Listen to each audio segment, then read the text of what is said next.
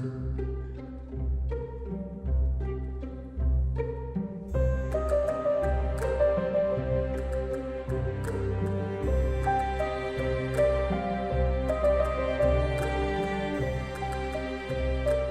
아라비안 나이트처럼 신비롭고 흥미진진한 우리적 역사의 비하인드를 들려드리는 시간이죠. 전라도 천년야사.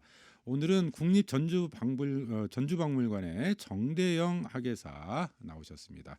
학예사님 어서 오세요. 예, 반갑습니다. 네. 예. 요즘 박물관 분위기는 좀 어때요? 코로나 전국에서. 예, 많은 박물관들이 그 코로나 네. 기간 동안에 휴관을 하거나 음. 이제 축소해서 운영을 했었는데요. 음. 저희 박물관 같은 경우는 2월 25일부터 휴관에 들어가서 5월 6일 수요일에 다시 재개관을 시작했습니다. 네. 그리고 이제 어린이 박물관 같은 경우는 조금 더 있다가 이제 5월 25일부터 문을 열게 됐는데요. 음. 아무래도 지금 코로나19가 끝난 게 아니기 때문에 기존하고 똑같이 운영이 될 수는 없고 방역 대책을 아주 강화를 해서 계속 네. 운영하고 있습니다. 그 재개관을 하신 다음에 다시 운영을 예. 재개하신 다음에 좀 예. 찾는 분들이 늘어나셨어요? 이제 조금씩 늘어나고 있는데요. 아직 네. 그 휴관인 줄 알고 계시는 분들도 있고, 사실은 저희가 1시간에 100명씩을 끊어서 이렇게 발열 체크 등을 위해서 준비를 하고 있거든요. 네. 이제 그걸 모르시고 단체로 오셨다가 음. 이제 저희가 이제 좀 약간 분산을 해서 이렇게 운영을 하는 걸 이제 그때 아시는 분들도 있으시고 이제 그러고 있습니다. 네. 코로나가 아니었으면 평상시에 이맘때 어느 아. 정도나 방문객들이 계세요? 하루에? 이제 지금 같은 경우는 사실은 이제 여행철이기도 하고 음. 소풍이 이제 한창인 철이기 때문에 굉장히 많은 어린이들부터 시작해서 네. 남녀노소들이 많이 주말에는 특히나 많이 찾아오고 있었습니다. 그렇군요. 네. 알겠습니다. 자, 그런데 이제 이런 상황에서 흥미로운 주제전을 여셨더라고요. 선비 역병을 막다. 네. 예. 네, 어떤 취지인가요?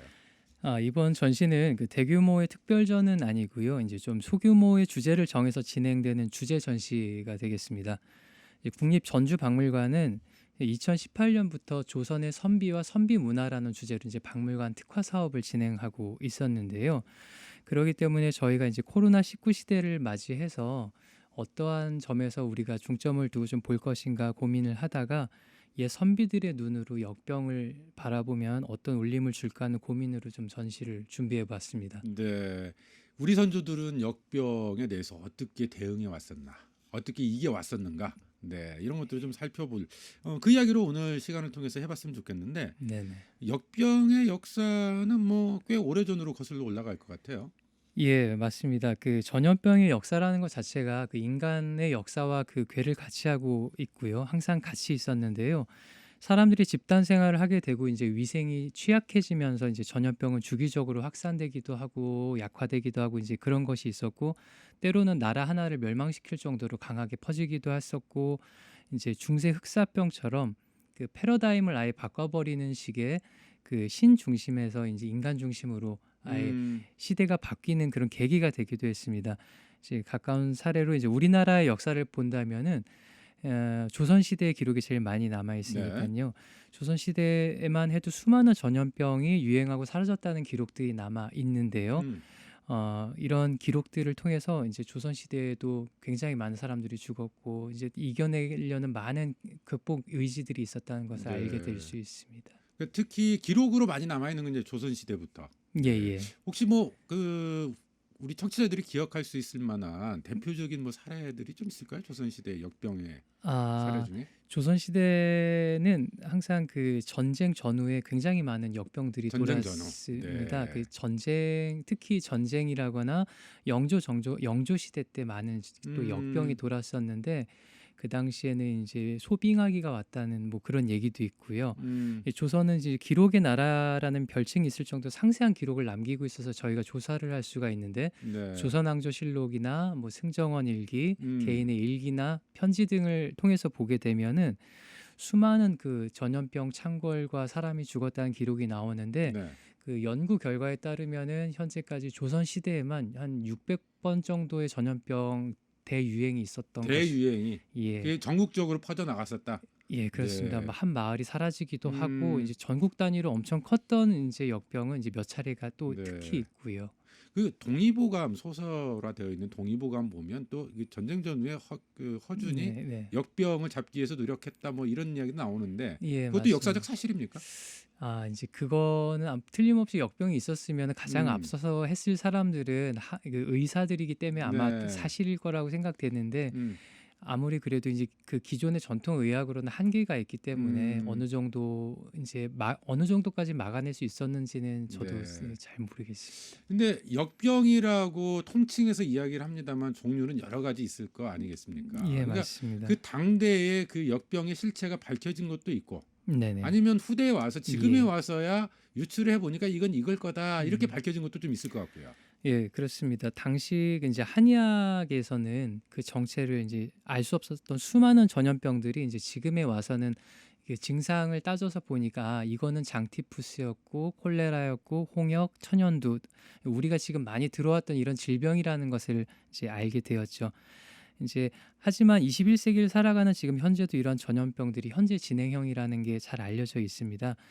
그 지금 우리들은 이러한 병들이 그 예전에 있었던 작은 질병이라고만 생각하는데 21세기를 살아가는 우리 인류가 유일하게 역사상 박멸했던 질병은 네. 천연두하고 그 소가 걸리는 우역 두 개 정도밖에는 없다고 알려져 있습니다. 아, 천연두와 우역. 예, 그러니까 네. 아직도 지구상 어디인가는 크고 작은 전염병들이 발생했다 사라지기를 반복하고 있다고 음, 알려져 있습니다. 그러면 인간이 그러니까 지금 여러 가지 예를 들었었던 뭐 장티푸스 뭐 이런 네, 콜레라 뭐 예, 여러 가지가 있었는데 그 중에서 그럼 나머지는 다 그냥 자연적으로 운이 좋아서 사라지거나 아, 줄어들거나 그랬다고 봐야 되는 거고. 이제 인간의 네. 방역 능력과 그리고 이제 위생관념이 음, 높아지고 이제 완전한 치료제를 만들지 못했어도 선 조치를 할 수 있는 백신들이 발견이 되면서 이제 어느 정도 이런 질병들을 제어할 수 있는 네. 단계에 들어선 거겠죠. 알겠습니다. 근데 어쨌든 지금에 와서 보니까 그때 당시에 이런 증상으로 봤을 때 이런 병일 네. 것이다. 이런 추정을 예. 좀 하는데 네네. 아직까지 도대체 정체가 뭐지? 미궁에 빠져 있는 혹시 그런 전염병 이런 것들도 좀 예. 있습니까? 사실은 저희가 그 이제 결과만을 보고서는 그 당시에 그 병들을 추정하기 때문에 사실 이게 이런 병일지 이제 추정만 하는 거가 음, 많은데요. 가장 대표적인 것으로 중세 유럽을 거의 멸망 직전까지 끌고 갔던 흑사병이 대표적일 것 같습니다. 저희는 이제 흑사병을 보통 패스트균에 의해서 이제 쥐에 의해서 퍼졌다고 알려져 있는데 이 병이 도대체 어느 날 어떻게 나타나서 갑자기 어느 순간 어떻게 사라졌는지에 대해서는 여전히 의문점으로 남아 있고요. 어떤 학자들에 따라서는 이게 패스트가 아니고 여러 가지 병들이 섞여 있는 알 수 없는 음, 병일지도 모른다라는 의견도 있습니다. 그리고 패스트 같은 경우는 현재도 산간오지에서 가끔씩 재발을 하고 있는 아직도 그런 병이 되겠습니다. 네, 그리고 흑사병에 대해서 조금 더 말씀드린다면 네. 중세 유럽에서 1억 정도의 인구 중에 2,500만 명 정도, 그러니까 4분의 1 정도가 흑사병으로 죽었다고 알려져 있는데요. 기록마다 제각각이긴 하더라고요. 예, 네, 맞습니다. 한 최소한 1,000만 단위 이상이 죽었는데 음, 이 당시에 신중심의 세계관이 현세지향적으로 사람들이 현실에서 살아남고 보자라는 것과 음, 신을 부정하는 것도 있겠지만 그러면서 현실 직시를 하는 것이 이제 나중에 발전을 하면서 르네상스에 영향을 주게 되기도 하고요. 네, 사람 일할 노동력이 부족하다 보니까 노동력의 임금이 굉장히 올라가면서 노동자들의 발언권이 커지는 계기가 또 되기도 했습니다. 예, 음. 시대를 많이 바꿔나가는 계기로 또 순환을 하기도 했던 것 같습니다. 네. 그러니까 인간의 힘으로 사실 한거할 수 없는 네, 이런 이제 네, 질병이 만연하는 상황 속에서 예, 종교에 의존하려고 하는 그 본원적인 욕망 그런 음, 심리들이 이제 작동을 해요. 네, 그런 반면에 패스트 같은 경우에는 워낙 그 범위나 이 규모가 컸기 음, 때문에 맞습니다. 아무리 기도를 해도 이게 생존할 수 없다. 또 이런 부분에서 종교관 자체가 바뀔 수밖에 없었다. 예, 이제 네. 굉장히 다양한 사조들이 음. 이렇게 생겨나는 그런 원인이 되기도 했지요. 예, 그렇군요, 그렇군요. 자, 그런데 이 전염병과 관련한 이야기를 하면서 또 우리가 인수공통 전염병 이야기를 하잖아요. 그러니까 예, 인간에게만 해당되는 게 아니라 이 동물과 관련된 음, 또 그것이 인간에게 또 전파되는 이런 일들이 이제 많아지고 있거든요. 근데 동물로부터 전이된 병에 대한 관심도 과거에도 좀 있었을 것 같아요. 네, 네. 맞습니다. 사실은 동물의 전염병이 도는 거에 대해서 크게 이제 신경을 안 쓸 수도 있었던 시기이지만 조선시대 가장 중요한 그 동물을 들자면은 소가 있지요. 네. 근데 조선시대 우역이 굉장히 많이 유행을 했습니다. 소역병. 예, 네. 소우자를 쓰는 이제 소의 집단 전염병인데요. 음. 이 우역이라는 게 우연치 않게 걸리게 됐는데 조선이 임진왜란이 끝나고 나서 이제 피폐해질 대로 피폐해져서 복구를 하고 있는 시점에서 병자호란이 일어나면서 청나라가 쳐들어오지 않습니까? 네. 이렇게 되게 되면서 이제 또 한 차례 청나라의 무릎을 꿇게 되는데 이제 이런 것이 문제입니다. 그 문명과 문명이 충돌을 하게 되면은 기존에 없던 세균들이 퍼지게 되는데요. 만주 지역에 있었던 구제역과 같은 이제 음. 우역들이 퍼지면서 전국적인 단위로 소가 죽어나가는 사건이 굉장히 크게 네. 벌어지면서 조선에서 밭을 갈 소가 없어지는 거의 음. 그런 지경에 이르렀던 사건이 있습니다. 그러니까 소가 씨가 마를 정도로 예, 네, 전염 역병 상황이 네네, 심각했고, 네, 맞습니다. 그래서 소를 구하기 위해서 시베리아까지 갔다, 뭐 이런 기록도 있다면서요. 예, 이게 굉장히 좀 재미있는 기록인데요. 많이는 알려져 있지는 않습니다만 조선왕조실록에 짤막한 기사로 실려 있습니다. 이게 병자호란이 막 끝난 1636년 정도의 일인데 전국의 소가 알 수 없는 전염병으로 계속 죽어나가자 특히 이게 청나라와 가까웠던 지금의 북한 지역이 심했는데 함경도 지역에서는 밭을 갈 소가 한 마리도 없다. 뭐 이런 심한 사태까지 일어났습니다. 그렇게 되자 이제 국가에서 이제 긴급 회의를 열어서 도저히 내수로는 안 되겠다. 우리도 소를 좀 수입을 어디선가 해오자. 근데 음. 청나라는 우리 적대 국가니까 안 되니까 일본도 그런 나라고요. 그러니까 저 멀리 만주 어딘가 가면 소를 많이 기르는 유목민들이 있다라는 소식을 들었습니다. 네. 그래서 성익이라고 하는 그 굉장히 유명한 그 관리가 수행원들을 끌고 이제 소를 사오겠다고 음. 하고서는 정말 먼 길을 떠나죠. 그래서 만주하고 시베리아 지역으로 먼 길을 떠났는데 지금도 이름이 낯선 뭐 내만 왕국, 뭐 오한 왕국 전혀 들어보지 못한 낯선 지역의 나라로 가가지고 네. 돈으로 바꾼 것이 아니고 음. 그 당시에 이미 임진왜란이 끝나고 나서 담배가 유행을 했거든요. 네. 담배로 소를 200마리로 바꿔와서 음. 돌아왔는데 그 돌아오는 기간이 6개월이 걸렸다고 알려져 있고요. 네. 제가 고지도 연구자분하고 이 지명을 하나하나 음. 찾아본 적이 있습니다. 도대체 어디를 이 사람 어디든가요? 이걸 찾아보니까 가까이로는 지금의 하얼빈 쪽부터 해서 음. 내몽골 지역 그리고 남부 시베리아까지를 다 갔다 왔더라고요, 이 사람이. 네.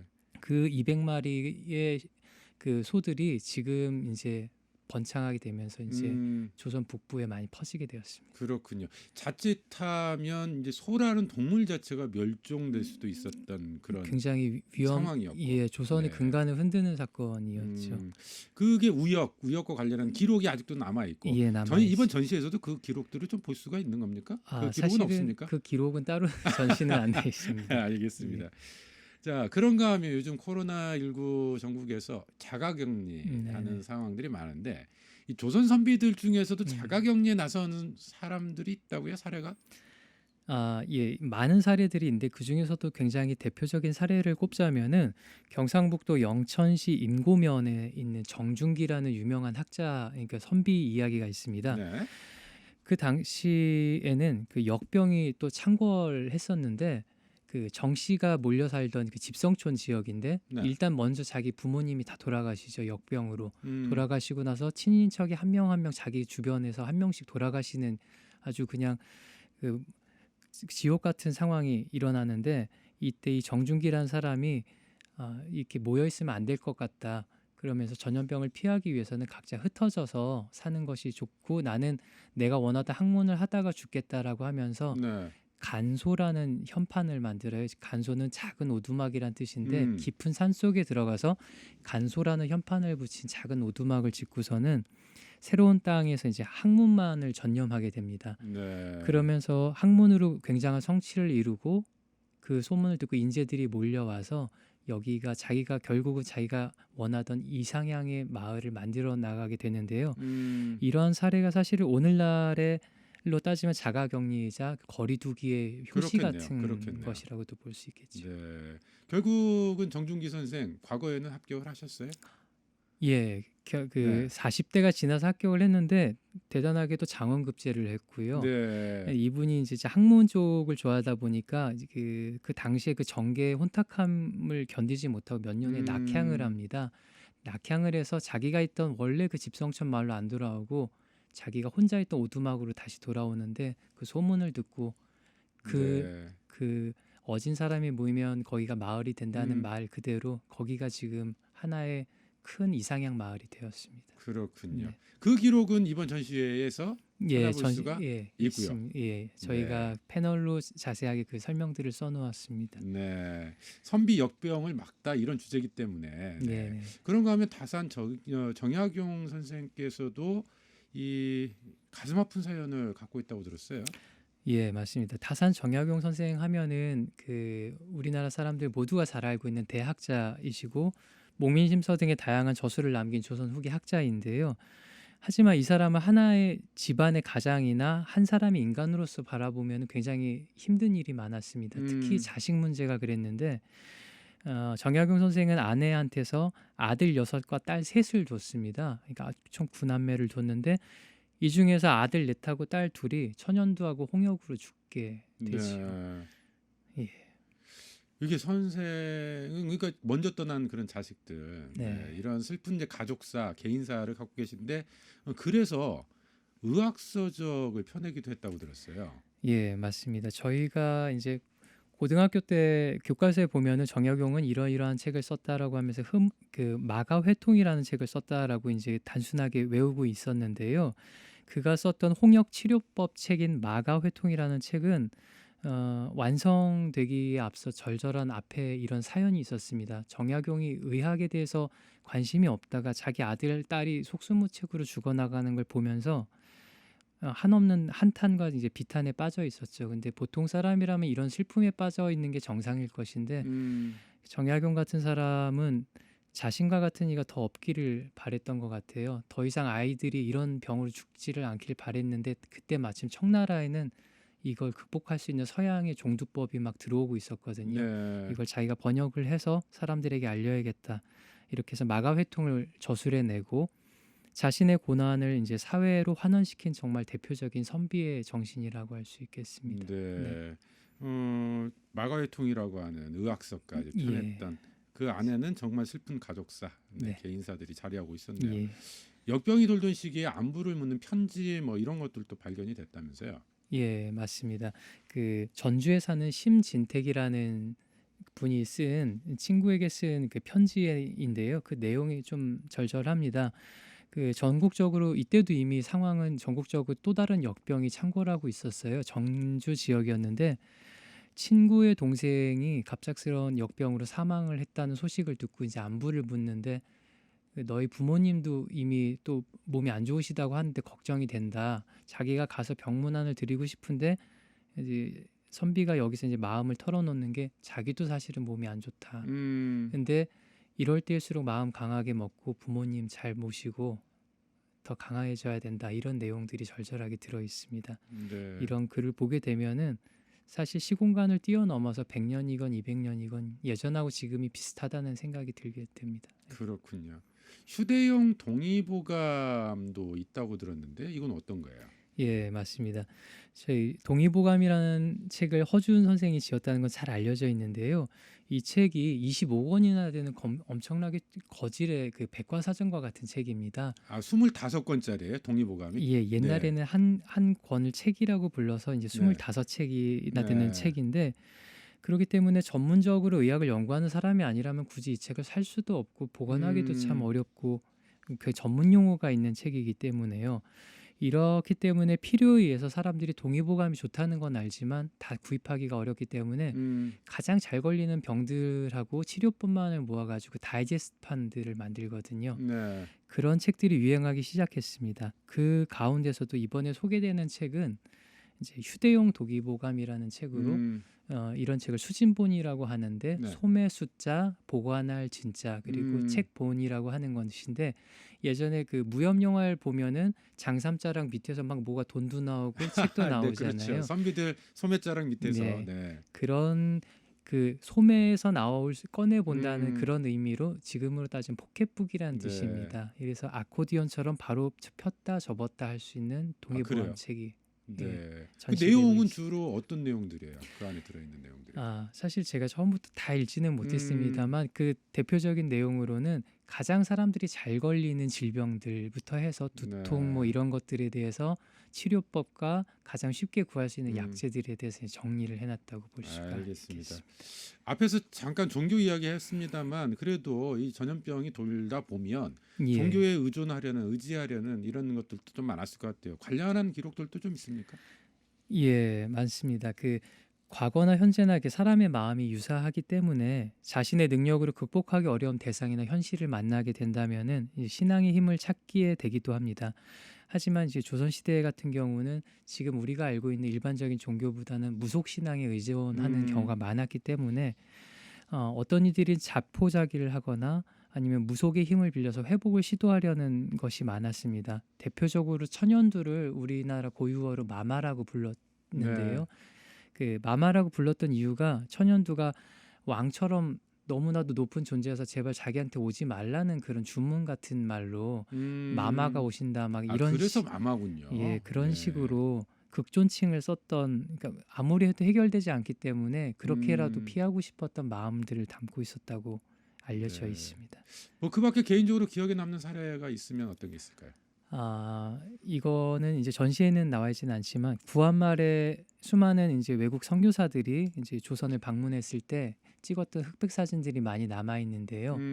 제가 그 대학원생 때 이제 역사 관련한 책에서 어떤 사진 한 장을 보고 굉장히 가슴이 멍해졌던 사진이 한 장 있습니다. 그래서 잠깐 설명을 드리면은 어, 민가에 되게 가난한 남자 한 분이 살았는데 매일같이 편두통을 앓고 살았던 거예요. 머리가 막 깨질 듯이 아픈데 치료를 할 수가 없습니다. 근데 지금 같은 경우는 그냥 가면은 병원에 가면은 당신 편두통이니까 약 드세요 이럴 텐데 그 당시 해결법이 없으니까 머리에 귀신이 앉았다라 그래가지고 네.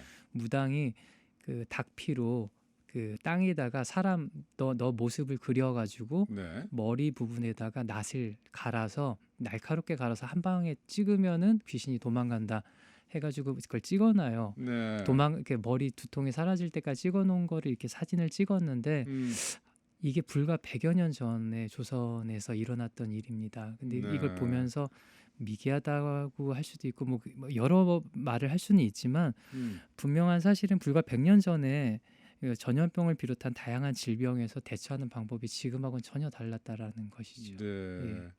그게 사진으로 남아 있다는 것도 좀 재밌는 것 같고. 예, 그렇습니다. 네. 뭐 또 다른 기억나는 사례 없으세요? 소개해 주실 만한?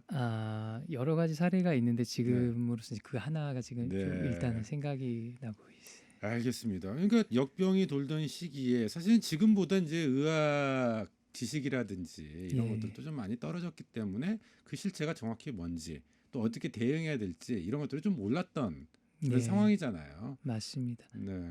많은 좀 한의사들이 노력을 했겠습니다만 그런 네. 어려움 속에서 사실 민간에서는 의지할 곳이라고는 이 민속 신앙, 네. 무속이라고 불렸다. 지금으로 네. 보면 굉장히 의아한 방법으로 전염병을 음. 물리치려는 사례들이 많았지요. 그러니까 네. 쥐가 전염병을 옮긴다라는 이제 설들이 퍼져 있어서 집집마다 고양이 그림 귀신을 붙여놔 가지고 네. 역병을 막는다던가 소머리가 있으면 못 온다 해서 소머리를 붙이기도 하고 그 여러 가지 사진들이 아직도 남아 있습니다. 네. 예.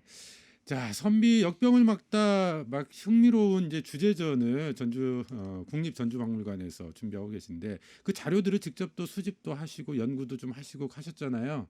네. 예. 그런 과정에서 전시회까지 좀 여시게 됐는데 학자로서 좀 남다른 의미가 있을 것 같아요. 소감이 좀 어떠세요?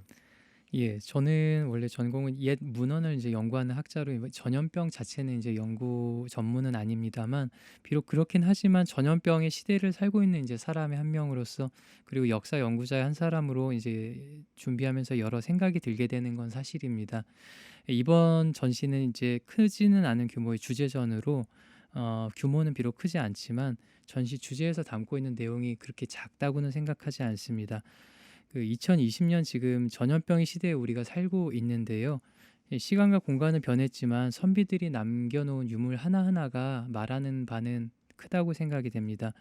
바로 그 현실 극복에 의지하고 사람 사이의 연대 그리고 인간 사이의 따뜻한 인간애 이런 게 아닐까 생각했고요. 이런 것들을 보여주고자 노력했습니다. 네. 전시회 언제부터 언제까지 어디로 가면 됩니까?